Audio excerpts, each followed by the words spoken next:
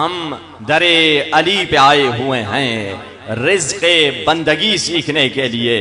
یہ وہ علی ہیں جس نے اپنے خداؤں سے وہ توحید والا سنہرا جملہ کہا۔ کیا فرمایا علی نے؟ کفاؤ بی عزن ان تکون لی ربا وکفاؤ بی فخرن ان اکون لک عبدا انت کما تحب فاجعلنی کما احب۔ یہ علی کے جملے توحید سکھا رہے ہیں۔ کیا فرمایا؟ میری عزت کے لیے یہی کافی ہے کہ تو میرا خدا ہے، میرے فخر کے لیے یہی کافی ہے کہ میں تیرا بندہ ہوں، تو ویسا ہی ہے جیسا میں چاہتا تھا، مجھے بھی ویسا بنا دے جیسا تو چاہتا ہے۔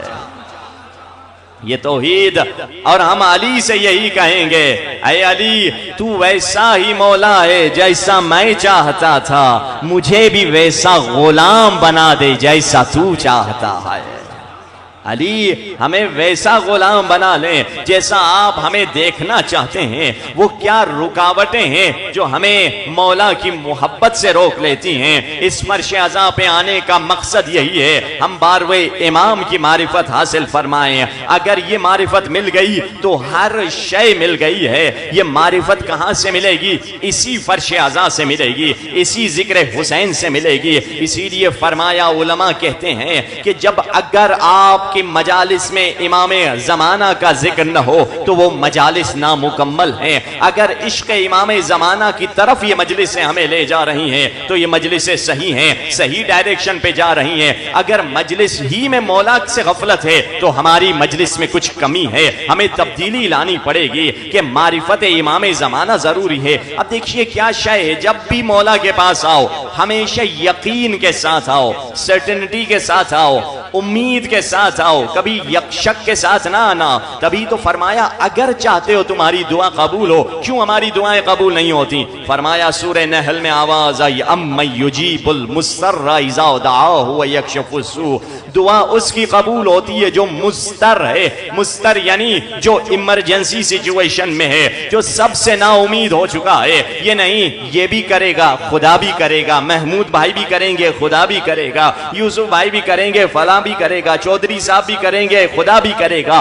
خدا کہتا ہے میں غیرت مند ہوں، تم کسی اور کو دل میں رکھ کے آؤ گے تو میں دل کو چھوڑ دوں گا، مجھے وہ دل چاہیے جس میں بس اللہ بستا ہے۔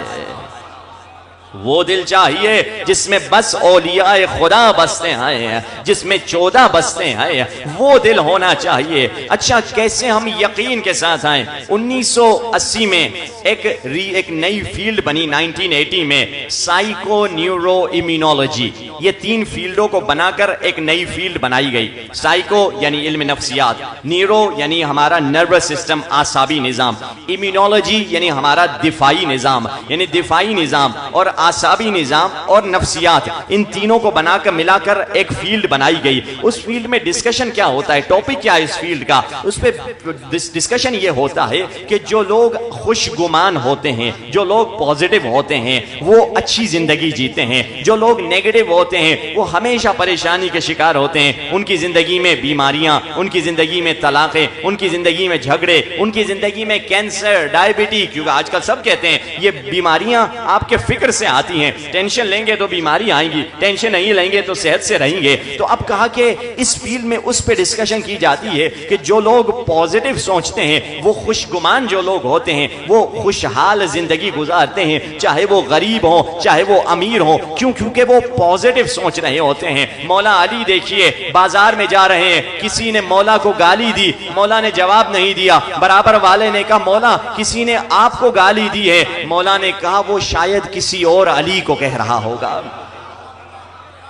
جبکہ مولا جانتے ہیں، مولا کے پاس تو علم غیب ہے، مگر یہ پازیٹیو مولا نے سوچا بازار میں بہت سے علی ہیں، شاید وہ کسی اور علی کو کہہ رہا ہوگا۔ مگر ہم الٹا ہوتے ہیں، کوئی بھی نام ہو ہم جا کے پکڑتے ہیں اس کو کہ شاید اس نے مجھے کہا ہو، بیچارے نے ہمیں کہا ہی نہیں ہوگا۔ اسلام کہتا ہے اگر انسان حسن ظن رکھے، جس پازیٹیوٹی کو اسلام نے حسن ظن کہا ہے، حسن الظن راحت القلب و سلامت الدین، اگر تم خوش گمان ہوگے تمہارا دل بھی سکون سے ہوگا اور تمہارا دین بھی سلامتی کے ساتھ رہے گا۔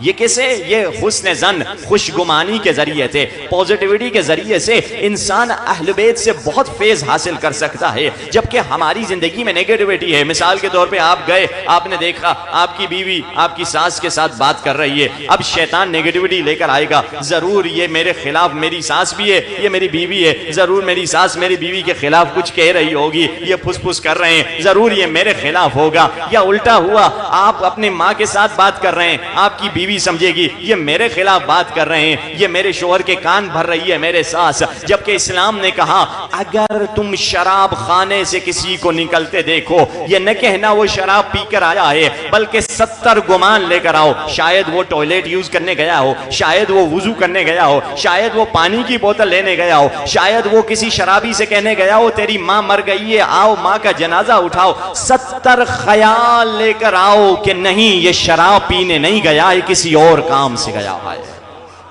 مگر ہم تو 70 گمان نہیں، ہم تو اسی پہلے گمان پہ پھنسے ہوئے ہوتے ہیں کہ ضرور یہ شرابی ہوگا، ضرور یہ شراب کی دکان سے نکلا ہے، یہ شراب پی کر آیا ہوگا۔ اگر ہم اپنی زندگی میں پوزیٹیوٹی، دیکھیے بدگمانی پہلے بچوں سے کرتا ہے، بیوی سے کرتا ہے، ماں باپ سے کرتا ہے، پھر انسان دوستوں سے کرتا ہے، پھر عالم دین سے کرتا ہے، پھر مجتہد سے کرتا ہے، پھر امام سے کرتا ہے، پھر نبی سے کرتا ہے، پھر خدا سے بھی بدگمان ہو جاتا ہے۔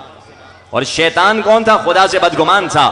شیطان نے بھی گناہ کیا، حضرت آدم نے خطا کی، مگر دیکھیے ری ایکشن کیا تھا۔ شیطان کی عمر زیادہ تھی، شیطان کی عبادتیں بھی زیادہ تھیں، حضرت آدم کی عمر بھی کم تھی، عبادتیں بھی کم تھی، مگر شیطان نے کیا جواب دیا؟ اب اگر آپ سمجھنا چاہتے ہیں کہ میں بدگمان ہوں یا خوشگمان ہوں، ایک آپ کو سمجھنے کا کرائٹیریا دے دیتا ہوں، ایک سانچہ دے دیتا ہوں، جس میں آپ خود جا کر گھر پہ سوچیں کہ میں خوشگمان انسان ہوں یا بدگمان انسان ہوں۔ اینسٹائن کے بارے میں کہا گیا ہے، اینسٹائن گیا کہیں دکان پہ، کہیں بینک میں گیا کچھ کام کروانے کے لیے، اس کا بٹوا چوری ہو گیا، اب رونے لگا، ہائے میرا بٹوا ہے، میرا بٹوا۔ اب وہ جو لوگ اطراف میں کھڑے تھے آپس میں گفتگو کر رہے ہیں، تبصرے کر رہے ہیں، کوئی کہہ رہا ہے اس کے گارڈ کا قصور ہے، اس نے حفاظت نہیں کی، دوسرا کہہ رہا ہے نہیں بینک کے چوکیدار کا قصور ہے، اس نے اس کی حفاظت نہیں کی، تیسرا کہہ رہا ہے نہیں اس کے ڈرائیور کا قصور ہے، اس نے اس کی حفاظت نہیں کی، چوتھا کہہ رہا ہے نہیں بینک کے مینیجر کا قصور ہے، اس نے اس کی حفاظت نہیں کی۔